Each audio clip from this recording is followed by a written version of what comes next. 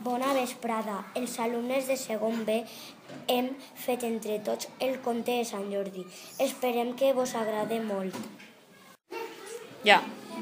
Feia molt de temps en el poble de Montblanc hi havia un drac que tenia molta fam. Es menjava tots els animals fins que es van acabar. Els habitants van decidir fer un sorteig per a que el drac menjara cada dia una persona i així estiguera junt del poblat.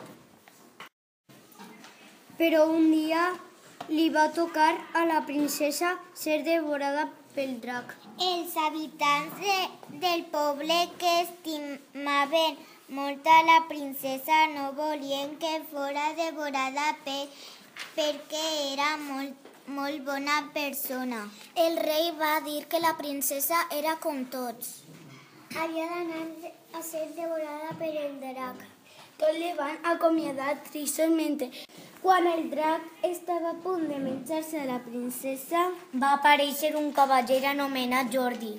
Va llançar la seva llança i va ferir el cor del drac. De la sang del drac va sortir un roser. I el cavaller li va oferir la rosa més bonica a la princesa. Des d'aquell dia, els xics regalen una rosa roja a les xiques i les xiques un llibre per als xics.